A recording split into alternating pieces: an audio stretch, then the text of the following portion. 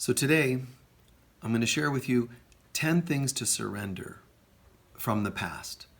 Whether it's the past year, the past month, the past week, the former life of yours, meaning your complete history. These are just 10 ideas, good ideas of things to surrender. Then we're going to talk about 10 things also to create for your new life. So it's a good time. Any time of the year is a good time for this. But right now, I'm presenting this at the end of one year and the beginning of another. So let's get going. 10 things to surrender. The first thing that comes to mind, and these are not in any particular chronology of importance, they're all important, but the first thing to consider letting go of is fear and worry. Letting go of obsessing, but also fear and worry. When we get caught up in fear and worry, it's called obsessing. And what is obsessing, by the way? A good definition of obsession or obsessing is it's called an unsuccessful way to try to deal with emotions or issues or fears. And it's really important that the definition of obsessing is unsuccessful way, unsuccessful means of dealing with uncomfortable emotions or whatever. It's unsuccessful because that's the reason it's happening is we're obsessing. We're caught up, we're obsessing because it's like the mind is kicked into overdrive to try to fix something. What's it trying to fix? An emotion that I don't like. What's the emotion? Often fear and worry. And I think I talk about the concept of how we obsess on things. That might be in my Healing the Heart and Soul book and in my Creating Fulfilling Relationships book. Both are really worthwhile to check out. But, watch out for the fear and worry. Journal. Learn to journal and get in touch with what is that about? Where's that coming from? I notice I worry a lot about whether I have enough money, or I worry a lot about whether I'm going to grow old alone, or I worry a lot about practical things like, did I leave the TV on at home when I went to work? Did I leave the refrigerator open? These things are not from God. The worrying is not from God. Yes, 1 in every 10 times that we obsess, there might be something tangible to it. Like, gosh, maybe I do tend to leave the refrigerator open and I don't want it to defrost and spoil all my food. Okay, so maybe that's guidance today coming saying, maybe I left it open. I should go home and check if home is in a reasonable distance. But remember that when you check and you think you do leave something on or open and you go and check and 99 out of 100 times it's not left on, it was just you worrying, then you should really be suspicious that this has become a habit, addiction like. I did a talk, here, you can look it up on YouTube, how we're addicted to negative emotions, how we're addicted to negativity. And that's an example of being addicted to that. Like there's some high we get off of worrying about whether we left such and such on. You might justify it. Well, I'm just trying to be responsible. No, you're not. To be responsible would be to do God's will and stop worrying about things and ruining your nervous system with worry.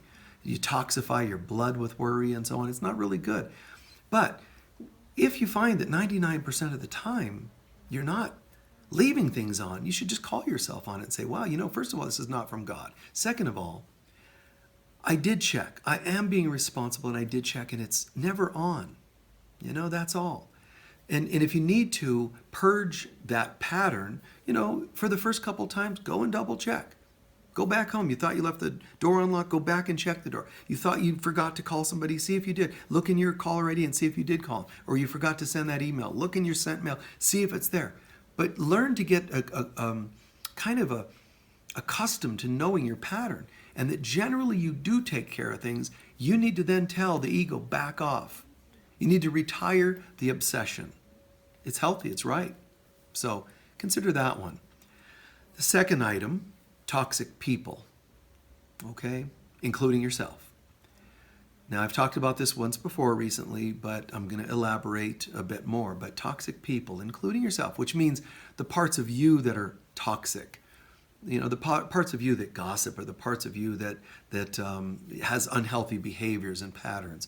But yes, people too, toxic people, they're just harsh, negative, dark kind of energy, whether it's the addictions. And, we all have our different boundaries with these things.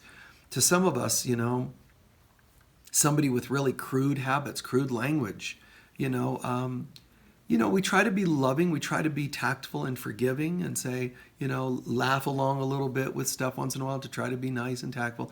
But there are times when we can say, that I'm not really comfortable with that kind of language, that sort of thing.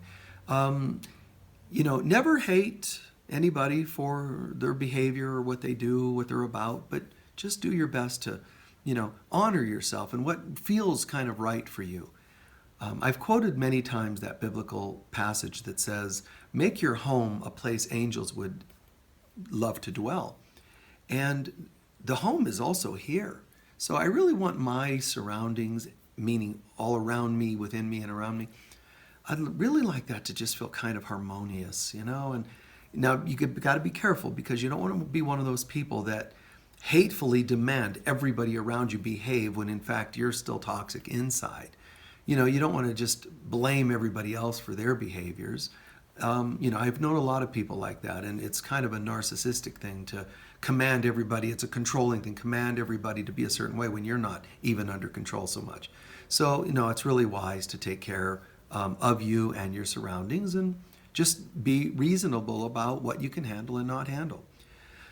Third thing, to be willing and, looking forward to surrendering, releasing this year, regrets, basically, mistakes and regrets. Now that could be long-term, old ones, past life ones if you know of them. I've seen people who beat themselves up. They'll say, well, this is going on in my life, but I did do this in a past life. You don't need to justify the negative things in your life. You don't have to say, well, I've got this horrible relationship, but a psychic told me that I was once mean to them in another life, so I'm going to just stick it out. That's not actually God speaking right there. That's karma. A belief in the karma has power over you. I'm not saying negate karma and just act hurtfully and not think there's a consequence. I'm saying to not make it fatalistic and to not ruin your life over it and say, well, I got to pay for an old karma. No, what you have to do is heal the old karma, and then you're going to be released from it. The ego tells us we have to pay for old karma. Only payment that's typically painful, like an imprisonment of sort of, spiritual imprisonment. And what's funny is the imprisonment could last years, lifetimes even. But why is that? One of the reasons is because the ego is counting on the fact that if you have to pay long enough, you're going to probably screw something up with that particular relationship or situation or scenario so that you cause another round of karma. That's actually what happens with that. So when you see patterns you think are old, fine, then work on them, heal them. If they're just from childhood, work on them, heal them. The whole point is release. So these are things we want to surrender or release or heal from the past that we're ready to let go of as we move into a new year. And mistakes, and that includes short-term, long-term, and the ones you've made and the ones others have made. So do you have regrets? A lot of positive thinking people, they jump on that one. Oh, I have no regrets. I'm just totally wonderful and I'm so happy and I'm always positive. I don't believe in karma. And that's kind of fake. It's a facade. It's better for us to recognize real honestly who we are and that we have some regrets, and I've told you guys many talks over the years. One way to know whether you have regrets is that if something brings up a yucky feeling of something you've done or something somebody else has done, but certainly to you, things you've done to others and to yourself. Remember that. Things you've done to others or yourself. Regrets. Yucky feelings might indicate regret. Another thing is if you were to say to yourself, and I hope you're willing to say this to yourself, if there's something that you wouldn't repeat, that's probably a good indication that you felt regret. And it's good to feel that. I've said many times, the Bible tells you regret serves no purpose other than one thing, and that is, did you learn something? So all you need to do is say, okay, you know what? Let me step up and see what I can learn from this mistake. Oh, the positive thinking people, don't use the word mistake and don't use negative words. Psh, get lost, man. Let's just be real. Come on. I feel like a little funky about something I've done. Let me own that. I would like to have done this better. I would like to have had more integrity in that topic. There's somebody I dated. I probably wasn't for my highest good. I lied to a partner of mine. I wish I hadn't done that. I took a job all for the pay. And I feel shallow about that because it wasn't really a job that I loved. All these things, all subtleties, not so subtle, and all that. And just to check it out and be willing to say, yeah, not good. I wouldn't have repeated that. Another criteria you can use, as I've said many times, imagine, would you advise this to a child you loved? Would you recommend the same kind of mistake? A 16-year-old for a first date, would you have told them to date the kind of people you dated? That's just a way to check on yourself, to say, I call that asking, intelligent questions or whatever, but really great questions that just, it makes you step up and kind of anchor in whether something's true for you. Because our ego will slip by and say, oh, no, I don't have any regrets. There's a saying that a lot of New Agers use, and people in the realm of psychology, counseling and such. Well, I did the best I could with what I knew. Well, that's probably true, maybe 2 out of 10 times. Mostly that's just another one of those bogus lines that people flip around. My parents, they beat me every day. And people go, oh, sorry to hear that. No, that's okay, because they did the best they could with what they had. No, they didn't. They did not. They could have done better, actually. Like sprout a conscience, and raise the kids better. Not bringing a different guy or girl home every weekend, and having them around the kids. Not getting high or drunk around the kids. I'm not picking on any one of you, and I'm not trying to make you feel worse. I'm just saying the parents could have done better. Unless they couldn't. I mean, there are the rare instances where someone didn't have any family left to help her or him and their children, didn't have any financial support from anywhere, couldn't get a job because they're, paraplegic or whatever. There are instances, and the parent is doing their best. They're working 3 jobs to try to raise enough money that is possibly the rare ones that are doing their best. Some of you have had that, and God bless those who did that, or you who did that and did your best. But no, a lot of times we didn't do our best, and we just brush it off to get to not have to look at the regrets. And that's just more bogus. It's better and it's more honest not to dwell on the regrets, but to acknowledge them and say, what can I learn from that? And I can say, okay, I probably could do this differently. I probably could have done that. If it's parents, it's other people, you could say, I'm not judging them. I'm just clear that they could have stepped up and done differently. What can I learn from that? That they could have done differently? Yeah, but what did you also get from that? Got it. That I'll do differently. I'll raise my kids differently. Simple. That's kind of one of those simple things. Another one to release or surrender. Old self-image. Like, my self-image. What do I think of myself? Oh, I think that I'm kind of, I'm not great around people, or people probably don't like me. I don't dress well enough. I'm really self-conscious about my posture. Things like that. That's all self-image related. I don't go to parties because people ask, what do you do for a living? And I do a job that doesn't make much money or whatever. That's all self-image. And that's just one more thing, just letting go of even also of people's opinions of us, which overlaps a little bit, but my self-image is here. People's opinions is coming from out there, and that's the next item to release. So, old self-image, item number 4. That could be self-image. I remember when I was a kid and,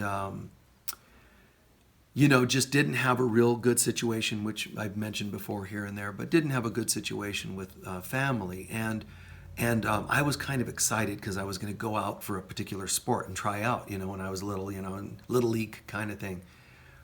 And I was kind of excited about it. But turns out my dad, who was almost never around, which was a good thing, trust me, but he happened to be there that day and he's going to take me.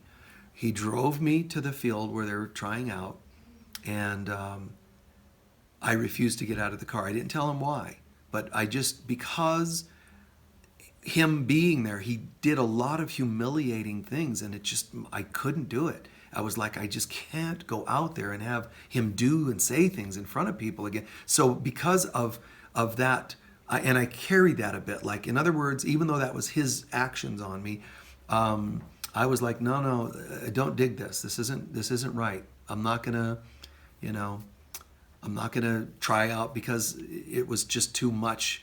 So I was carrying a self-image that I picked up over time, but that self-image affected my decision that day, and kind of a bummer because who knows, what other things I might have done as a little one, and a little more confidence, but self-image got in the way. And like I said, the next one right in line is the opinions of others. On that note, I shared that story before too once in a lecture, but you can sometimes just say, you can be loving and tactful. I don't think you have to cut people off when they have an opinion or they have something to share, but by all means, you can say, okay, I hear you when they share opinions, if they're negative opinions we're talking about. Even if there's positive opinions that you feed off of, it's no problem. Just, you can say, no, thank you for sharing. You can also say, that doesn't really sound right for me, so I'd rather you not share those kinds of feelings towards me. You can do that. But you do have to watch for the addiction to the positive feelings. I need their opinions because they're positive. You don't want to be messing with that, thinking, oh, well, no, that's healthy self-worth. No, it isn't. That's building of self-esteem, which is an unhealthy thing. I think we'll talk about that some other time on its own. So on another note, the opinions of others, the negative opinions, that can be anything from people, my childhood people teasing you're not cute enough or handsome enough or pretty enough or you're not smart enough or whatever. You carry those things, those self-images, and then the current opinions of others are going to kind of just pound on that self-image that you came out with. And if my self-image is low, then low opinions of others is just going to take me out, man. It's just going to rip me up. But if I came out of my past with a high self-image, meaning a false tag, I'm sorry, let me say it another way, that I came out with low self-image, but people today can make me feel high because of ego strokes. Oh, you're wonderful, you're wonderful. Believe it or not, I know that's good stuff that we have positivity. That's true, period, no dispute. But if I came out with low self-image and people are lifting me, if I had low self-image and it's part of my program, what happens is I now need that ego boost. I need that raising of my moment. So opinions of others, I'm now needing those opinions. And then heaven help those who don't give me high praises, because I'm already so low, I can't afford anything that's less than high. Some of my dearest friends I can think of, they would say, I can't hear any correction, or if they worked for me, and if one employee said to the other employee, oh, you didn't do this right or that right, and I've overheard them and heard them directly say things like, I can't hear that. I can only hear positivity. And it's like, it could be true. That could purely be their ego talking or their wounds talking. And so if it's their wounds, you really have to feel compassionate and go, gosh, they're kind of sensitive about things. Yet, if you need somebody, let's say somebody's working a camera and they put it to the right and it needs to be to the left, you can say, oh no, you put that on the wrong side. And they say, oh, I can never hear corrective things. They have an issue. They have a problem. You can be compassionate and be tactful, but you also can probably say at some point, listen, at some point we're doing work together. There's going to be mistakes and it's going to get corrected. If that doesn't work for you, then you probably shouldn't work here. Something like that. Because what's really happening, other than just the wounded part, is there's also a little tyrant, a little narcissist or ego that's saying, I want you to only stroke my ego. And that's actually not practical. But some people will try to control situations so much, and it looks like, and they'll go to their friends and they can say, I only wanted to be talked to nicely, for example. And the friends will go, you were right. And they're getting another ego stroke. See, they can't afford anything outside of their little I'm perfect kind of a world. So that gets really tricky. And if this is you, you got to let go of the opinions of others. If it's excessive, if it's negative, or if it's just, you can just tell it's over the top and whatever. You have the right to say, hey man, no, doesn't work for me.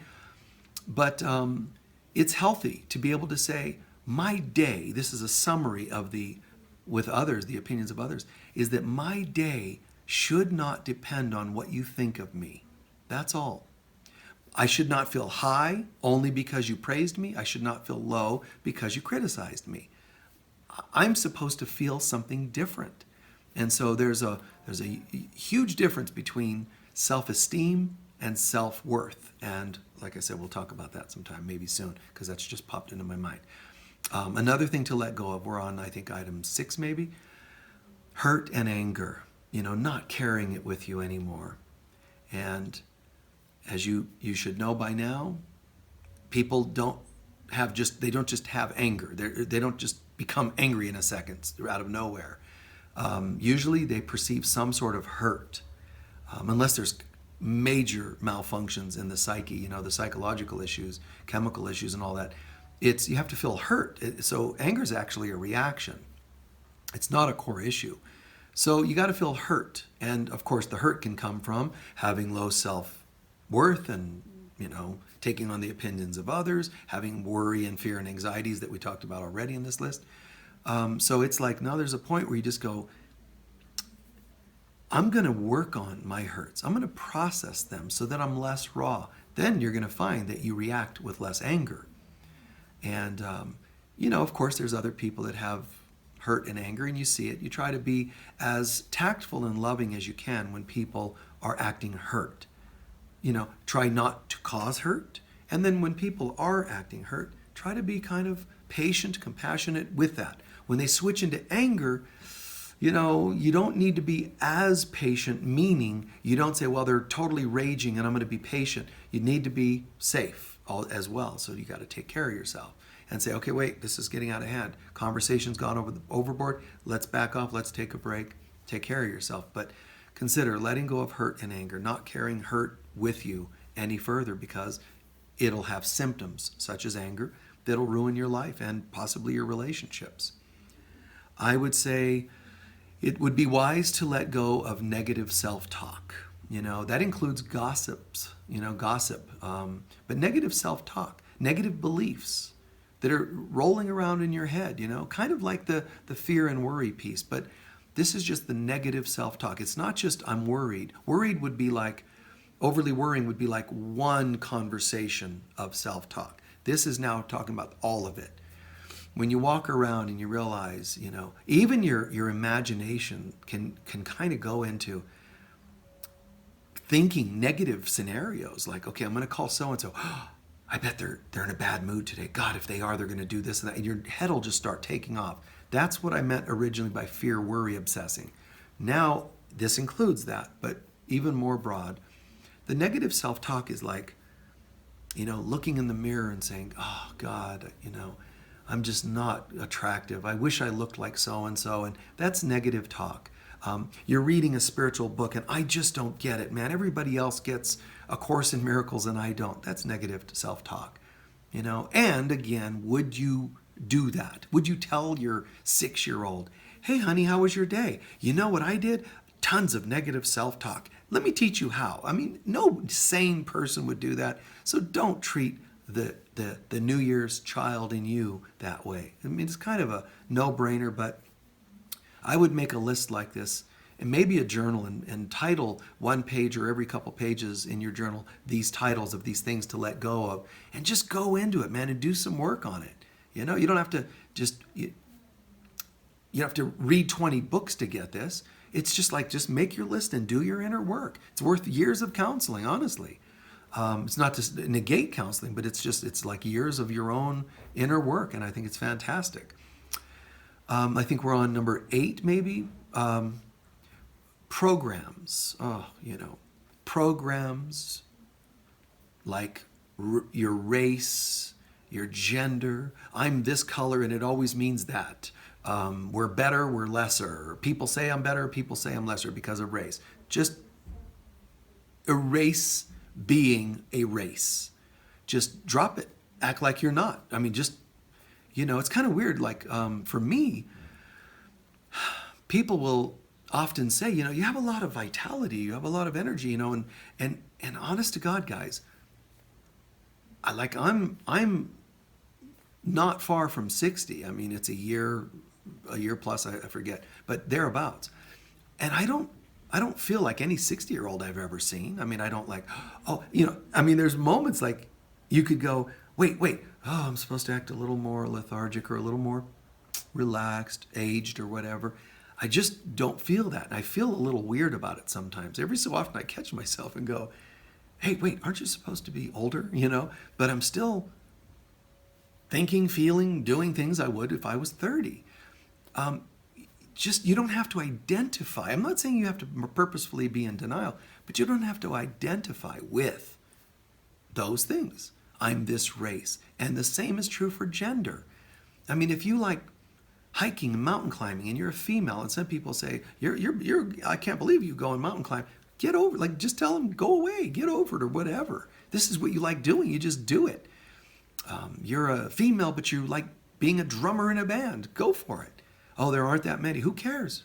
Who cares? Just don't buy into the limited perceptions around these things. I mean, that's my advice anyway. Some people would say this is completely lame advice.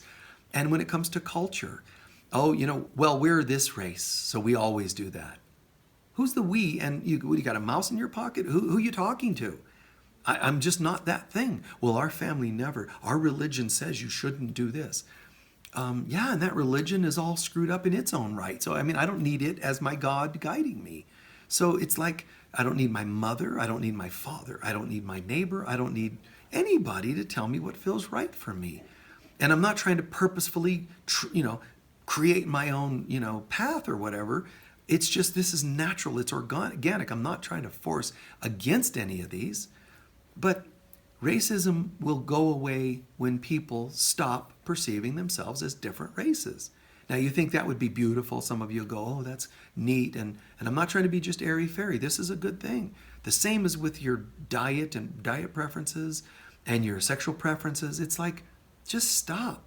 Go with what's organic for you and don't preach what's right for you to other people.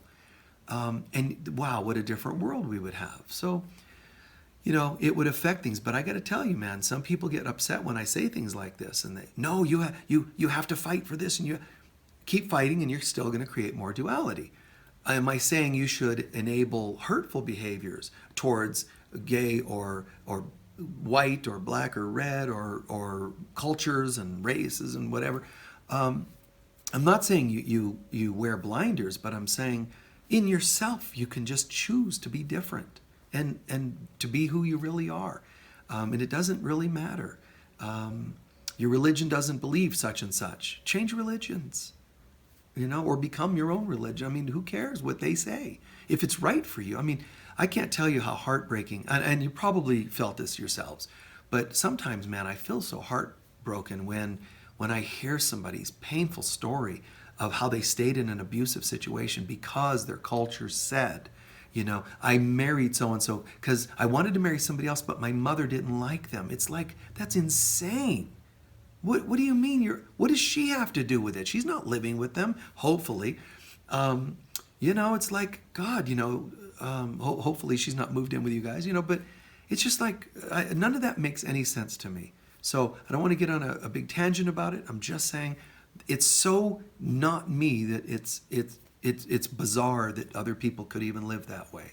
But there are people out there that love perpetuating it. They want you to be the victim race, the victim gender, the victim this, the victim that. And they make money on it, or they get fake self-esteem out of it. Trust me, there are vampires and there are addicts that want that drama. They don't want it to go away. They're going to say, we have to end sexism, racism, or whatever, but they're out there feeding it without sometimes realizing it, and sometimes they do realize it. Next, let go of addictions. Let go of addictions, unhealthy patterns, whatever those happen to be. Besides the self-talk type patterns we talked about already. Addictions. I mean, sit down and see if you can pull off, I think I'm going to just go into a 12-step program and own that I've been drinking too much or whatever 12-step it is, codependence or whatever. It takes a lot to be able to see that there's a problem. and then to say, I can't manage this problem on my own. It's really a beautiful thing. So I would, I would work on addictions if you think you have anything that's a little too much. And if you don't like the word addiction, negative patterns. Yes, that can include the negative self-talk, but negative patterns. I have this tendency to, and then fill in the blank. I do a little too much, fill in the blank. Even if you don't want to call it full-blown like an addict, a negative pattern. Well, when somebody says something mean to me, I go into a depression for 2 weeks. Technically, that would be a negative pattern, and I would recommend looking at those kinds of things and just, break it the way you would addiction to, a day at a time. Break that thing. Somebody talks to me negatively, I'm feeling like I'm going to go into that depression. Wait a minute. Don't become immobilized. Get to your counselor, get to your sponsor, go for a walk, do something other than, and here I go again, crash, So that's an example of that. For the 10th item, I would, as I often would say, come up with your own. See what you come up with. Maybe you'll come up with a 12-step ending of the year for yourself, so add a couple. I would say one good one to let go of is becoming easily distracted or procrastinating. When you know something's better for yourself, you want something to be gone or you want something to be new, and then you procrastinate or get distracted. That's an unhealthy pattern, but that's also standing on its own, at least my suggestion. Because of the number of years that I've worked with people, taught people, counseled people, healed people, I've seen that enough to where I can say it's worth having on the list. But by all means, any one of these things I named, transfer it off and, add something yourself. Just transfer it, add, interchange something that feels right for you. That's okay. It's good. You don't have to think, well, if Michael's the teacher, it has to be his 10. Not at all. Those 10 are based on what I think are great. And if you only do it because I said, then you're still allowing other people's opinions to control you. But I think they're great. But I have worked with a lot of people, so I'm able to intuit really good ones and intuit archetypal ones for the human race, and also ones that I can see personally as favorable. So I would say, there's a good amount of accuracy in the value of these, but it's absolutely true that a couple of them could go or be blended together because a couple of them overlapped. And you could put another one in there, but I do have to tell you, be careful not to make yourself a 50 thing to release for the year type of program, because if you try to give yourself too large of a topic to end or too many topics, you'll overwhelm yourself, you'll crash, and you won't do anything, and that's not healthy at all. And it's counterproductive to what we're doing, right? Okay, thank you. Now, the next list. Now we're going to talk about 10 things to create for your new life or for your new year. 10 things to create. These will be a little bit related to the 10 things I've talked about to release, but they also stand alone. 10 things to create. So they're not exact opposites to previous lists of 10 things to release. So 1, what do you think Michael Mirdad would say would be an important thing to create? Number 1 thing, you guys know, man, if you know my teachings, God first. So number 1 thing to create, a greater connection with God. A lot of you, of course, are already doing that. But number 1, man, greater connection with God. Prayer, meditation, reading sacred materials, what do? I pray, meditate every morning, and night. I still do prayer meditation, but at night is when I have the time to most, crack open a book, inspirational reading, A Course in Miracles, workbook lessons, etc., and the text, inspirational reading. It's connect with God in a way that feels right for you. And then, of course, it means throughout the day, but I'll get back to that one because I'm going to maybe include that in the last item. But greater connection to God. Plug in, man. Have a relationship with God. Prayer, meditation, and so on. Number 2, healthier, happier relationships. More fulfilling relationships. You've got my book on the topic, Creating Fulfilling Relationships. It really tells you how to create fulfilling relationships with everybody, God, others, and yourself.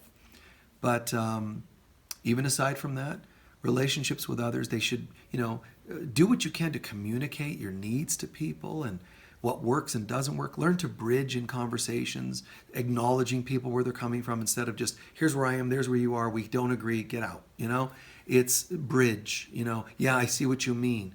Things like that. Talk that bridges. Or when you talk about your issues or your challenges with them, don't tell people how they are. Just say, this is how it feels to me. This is how it seems. There's all kinds of ways to improve upon communication, but communication is just one part of creating fulfilling relationships. If you want really good relationships, you've got to know how to bridge with people, have good communication. You have to know how to be connected to, like affectionate, meaning even just eye contact, like, hi, how are you? And caring, But healthy boundaries is also a part of creating a space where we can have healthy relationships. So that's item number 2. 3 would be creative expression, some form of creativity. Please add this to your list. It's going to sound different than some of the other items, and that's good because it's adding to the diversity. But, creative expression, creative outlet. Take an art class, try watercoloring, learn calligraphy, try poetry, anything that's kind of spontaneous. Music, bringing it into your home, yes, but also participating, okay? Another one, prosperity on all levels. Manifest prosperity for yourselves. Financial prosperity. Read Catherine Ponder's books on prosperity.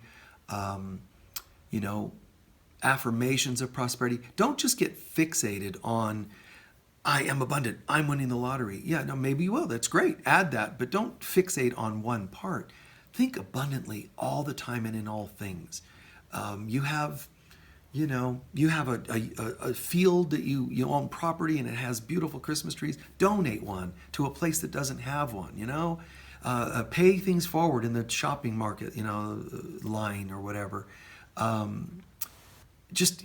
In all things, a little extra tip for a waitress has done a great job. Prosperity. You notice I'm talking about things you give. That's the first thing that came out of my mind, and my mouth. It's boom, just like giving. But yes, I also include things that you receive. Play the lottery. You can't win if you don't play, so play the lottery. Or remember that prosperity includes things you got rid of. That's prosperity. It doesn't sound like it. I had 5 old cars sitting on my lawn, up on blocks. These old cars I was going to work on someday, or my husband was going to work on someday, or whatever. Gone. Wow, my yard is cleared. That is prosperous because prosperity means expansion, and I now have room to breathe on my yard. And by the way, if you do that and you don't tell your partner, that's probably not a good relationship technique, is it? So I'm, ingest a little bit there, but got to let these things go, and preferably your own things and not other people's, okay? Greater self-worth and self-care. Not self-esteem building, which is ego and personality. It's self-worth and self-care. Meaning, what would I do if I were advising a child? Honey, let's get you in a warm bath because you're a little cold from being outside. Honey, would you like to have a blanket while you're laying on the couch so you can snuggle up while you watch TV? That's all beautiful stuff. That's not ego related. It's beautiful. Take care. Get yourself a massage. Treat yourself like you have value. But it's not because of my esteem. It's because God gives me value by the very idea of who I am. God is my father, mother, king and queen of heaven, metaphorically. And if they're the king and queen, then I guess I'm the prince or princess and am deserving. So I really can start wrapping my mind around the prosperity item I gave you, but the prosperity and the self-worth comes from my identity. I have a credit card. It's right here. It says, Michael Mirdad or whomever, and then below that, Prince of Heaven, Princess of Heaven. Not from the ego sense, but I'm just talking about value, not entitlement. Oh my God, there are people that act entitled. It's just a very gross kind of behavior. Like they can do no wrong, everything's theirs, they deserve everything, and everybody should kiss their feet and worship the ground they walk on. Psh, no. I'm talking about mostly silently deep inside. I know my value, and I'm really humbly grateful that God sees me as something as beautiful as itself. and wants me to take care and get massages and so on. So it's a different way of looking at it. I would say also, item I think 6 we're on, it's a good idea to create more peace and happiness in your life. Peace and happiness. It's kind of like, instead of toxic environment, toxic people, peace and happiness. Now, if you say, oh, I just hate people, I have peace and happiness when I'm alone with my cats or my dog or whatever. Be careful, because that's a simulated, controlled environment of peace and happiness. That's okay to have that sometimes, but I need to have peace and happiness within myself. Do I feel generally peace and happy? And if you do, it starts to look like, you sing more in the shower, or, it's funny, like kids, just like kids. God, when I had little ones, man, it was hilarious. Even when they'd go in the bathroom, they'd shut the door, they're going to use the bathroom, and you just hear them in there, la la la la la da da da da, and they're singing, and we would just crack up because they'd at the top of their voice, and it's like they're just all blissed out, but that's the happiness. It should naturally emanate the way a scent from a rose comes forward. It's just beautiful. Peace and happiness. Peace is almost in here. Happiness is what comes out from feeling peace. They're very connected, actually, peace and happiness. But peace. Peace comes from being a forgiving person. Peace comes from connecting and having a relationship with God. Peace comes from having fulfilling relationships, and it helps bring fulfilling relationships as well. So peace and happiness is the next item. The next one, we're on number 7, and the last of our list, love and forgiveness. Easily you could move this to the top of the list, really, but love and forgiveness. I need to be more loving. I really do. I need to be more loving to more people more often. And someone calls, or I just think of somebody, like, here's an example. The other day, I don't know if you know the author, most people do, Alan Cohen. He's a good author. He's a wonderful author, good teacher, workshop facilitator. He does all these things for many, many years. But he's also an amazing guy. And he's at, if I've met 100 spiritual teachers in my life, and I have, speakers, teachers, authors, I could tell you honestly, 10 to 20 max are great people. There's people, they're just doing it for the ego. They're doing it for the prestige. There may be good authors, but they love having their name out there. It's, that sort of thing. There's all kinds. And some are just downright selfish and weird and all that. Even abusive, because that happens among some people. They start to get entitled. I'm a teacher, roll out the red carpet, and let me stomp on everybody. That it just happens. But there are some. And honestly, I would say Alan's in the top, 5 of the integrity. And I don't know everything the guy does. I'm not saying, you couldn't or I couldn't find a flaw. Just like I could find it with you, you could find it with me. That's not what we're talking about. I'm saying that by and large, the time I've been around the guy, he's really great. And this concept of love and forgiveness, to me, be loving means, prove it, show it that you have that love. So for me, what I've done is there'll be a moment where all of a sudden I think I'll have a flash of Alan in my mind, just an example of a person. Sometimes you guys pop into my mind, but it's like Alan, and then I might remember something really kind that he did. He wrote a foreword to a book of mine before, and he wrote a testimonial toward, whatever, things like that. Just really kind of him to just do, sometimes just randomly. And so I think, oh yeah, that was nice. And I go, no. Email him now and thank him. Hey, Alan, hope you're doing well. It's been a year since I've heard from you. I hope everything's going well. Long time no see kind of thing. And then just wanted to let you know, for no reason, I just wanted to reach out and say thank you. I'm just impressed how much integrity you have, and so on and so on and so on. And you get these really warm things back from those people typically. But that's how I feel in the moment. To me, that's love. It's one of the many ways love could manifest. Love could be giving people gifts, prosperity, prosperously. There's all kinds of expressions of love, but love and forgiveness, again, just like peace and happiness, there's also love coming in, becoming me, and on its way out, it takes the form a lot of times of random acts of kindness, but also forgiveness. So you won't be a forgiving person if you're not a loving person, and you won't be a loving person if you're not a forgiving person. These are really two sides of the same coin. And so do what you can to nurture love and forgiveness.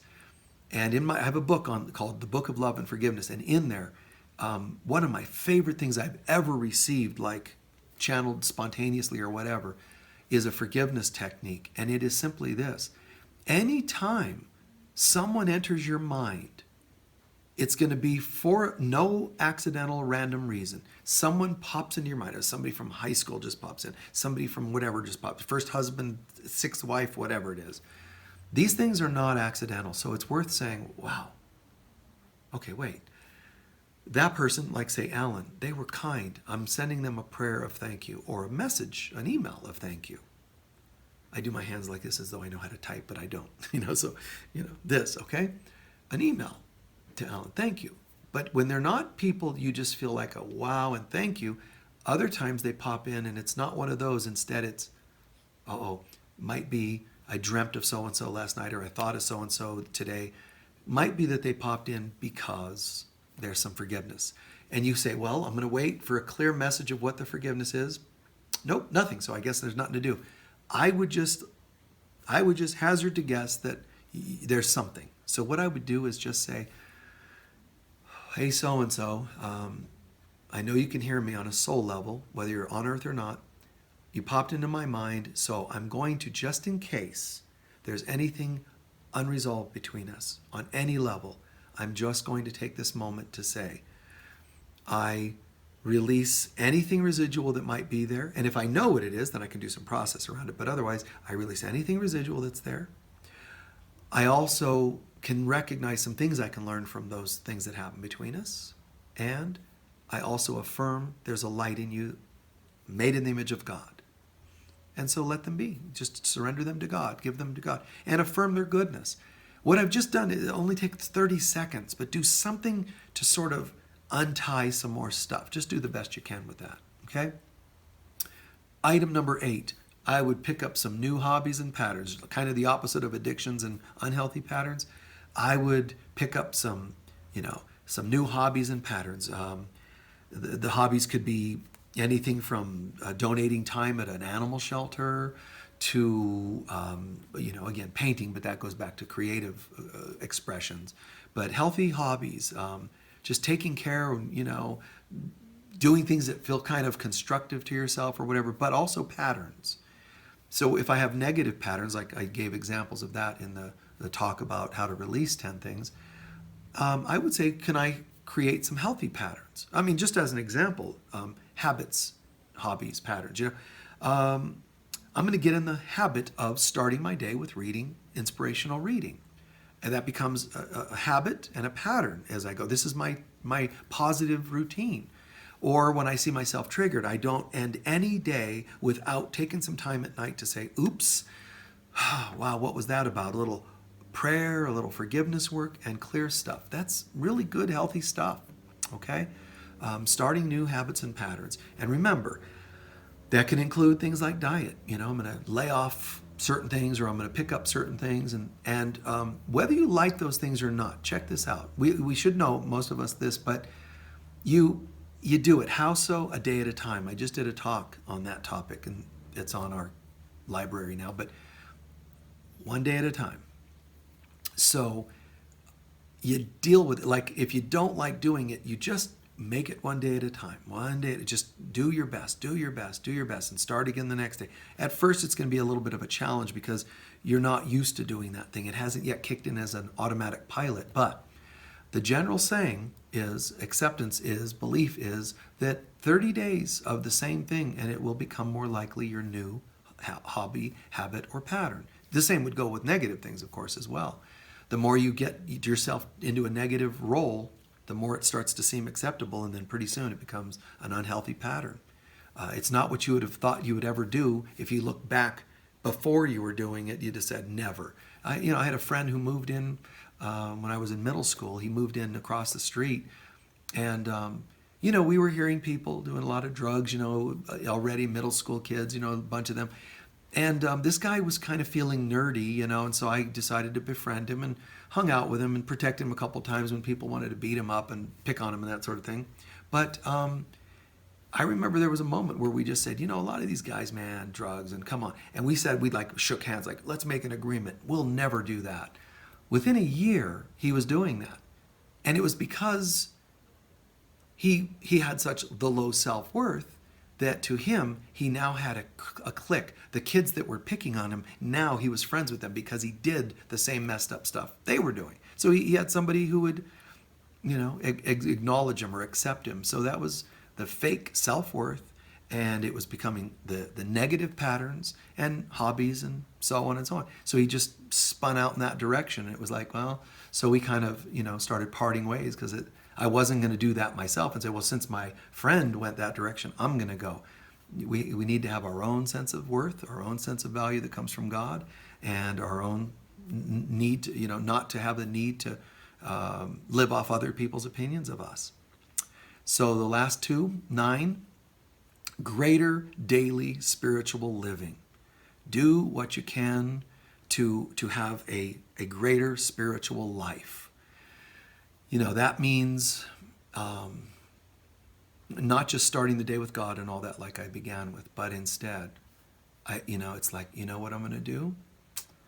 I'm going to live more of my day like this. I'm going to start listening to spiritual music. Do it enough, it'll become a hobby, a habit, a pattern. So pretty soon, some incense a little more often, more spiritual movies. Buy a few, buy some world music or some new age music. One of my favorite things I've done in my life, I haven't always had the technology or the means, but to put on like a CD of quotes from A Course in Miracles, and I just let it loop all night long. Just barely audible, so that I can sleep, but it's there. Wake up in the middle of the night, you're going to go pee or whatever, and you still hear it. It's just, wow. Little things like that we can do. Little affirmation card in your car, about reminder, love and forgiveness, anything we can do to kind of live that life. For me, even it's like what color car I buy is going to have a little bit of that, vibe to me. Favorite colors that I wear. My linens on my bed, they've been green or purple, 2 colors I've had for, 20 years or something. I mean, it's not just a matter of having a favorite color. It's just natural. It's just very organic. But surround yourself with these things and foods. Oh gosh, you could have and don't get into right and wrong food. Just what feels right for you. And I've heard people that love having fresh salads, and to them it's like, wow, all that whatever it is that they like. So that's still surrounding yourself with a healthy life. Doing some yoga so you start your day opening instead of slumping. You're opening your energy centers, your nerves, your blood supply, all that. It just really is beautiful. And that to me is increasing or improving your spiritual life. And number 10, just like with my list of things to surrender, number 10, I'm going to encourage you to find something you can add yourself. You can pray and ask for guidance on what that item, that would be a good idea. You could add the item, getting more clear guidance, but that could blend in with having a more spiritual lifestyle. You could add on number 10, I'm going to start being more of service. How can I be of service? That overlaps a little bit with maybe I'm donating time in an animal shelter under the new patterns and so on. But see what works for you. Some people believe in making it a habit, which is overlapping to the habit category again, but to learn something new every day.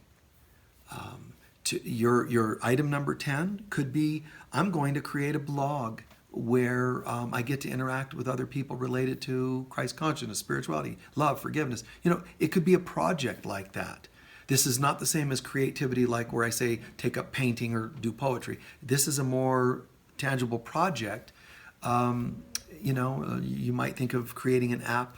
You might think of creating a blog, a website. See what would work for you for item number 10. Like I said, being of service is a pretty good one. I think that one really feels natural to me. But see what it's going to be. And at the end of the day, figuratively speaking, if you were to take these two lists that I've sort of created, 10 things to surrender, release and surrender, 10 things to create or manifest. Just imagine, even if you only did 3 and 3, do you understand that even 1 and 1, your life's going to be very different by the end of the year, by the end of a year. 1 item, 3 items, 5, 10 if possible. And 10's a common list number we hear, 10 of this and that and the other. But 10, if it's overwhelming, just do 7, do 5. Make it a 3, just 3. This is my favorite 3 set. Then go for it. Come up with what is realistic. Don't overshoot and then get yourself bummed out over it. Okay? I pray that, as always, that this has made good sense, and I pray that this is applicable for you and that, it really is grounding for you. Take these kinds of things, make a journal, and, every couple pages, even the 10 things to create, every couple pages, title it those items I gave you. And then you can say, okay, got it. And journal.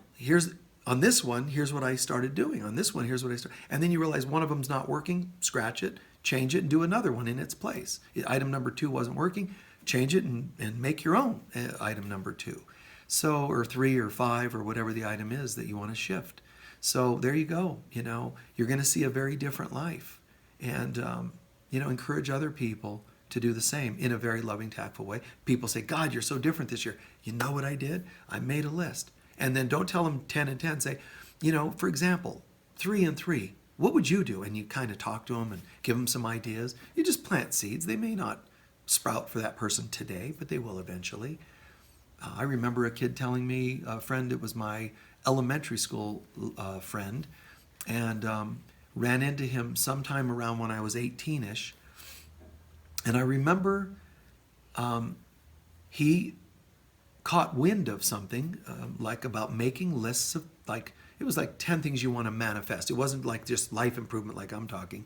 It was more like things you want to manifest. And he was from a particular family or whatever that was really into the positive thinking thing. It was pretty cool. But, so he on the phone was challenging me. He said, yeah, I did this and it's happening. And I'm like, oh, well, good for you. He goes, no. What would you do? I said, oh, yeah, probably this and that. He goes, no. Give me your list. I'm like, wow. So he called me on it, come on, give me your list. And he says, and I remember, like a lot of people would say, laughing, kind of just thinking he was just wanting a little bit. I said, oh, well, how about $1 million? He goes, okay, is that all though? And I'm like, what? He goes, well, is that it? Just 1 million? And I never forgot that. See, you plant seeds and it comes back later. Don't know, what he did with his life from there on, but I can promise you, I'm about 90% sure that he ended up successful for all kinds of reasons I won't go into, but I know he ended up successful. I can feel it. I don't know where he's at, but I could feel it. You just know that. And it's the same. Make your lists, follow through with those things. You could even make one of your list of things to create. The 10th item could be making a list of things you're going to manifest, or that could end up in your prosperity item, wherever. But make a difference. Don't let this year be the same as last year. It's ridiculous to do so or to think to do so. The same old job, the same old relation. Everything in your life should be markedly better at the end of every year, at the end of every month, week, day for that matter. But for most human beings, and don't take it for granted. But at the end of the year, look back and go, wow. Give yourself a pat on the back for anything you've changed. Even start your lists by looking back at how different your life is, maybe from 5 years ago or 10 years ago, whatever would be a significant item for you to look at, a measure or whatever. Okay? So God bless you all. Thank you for being with us. Bye-bye.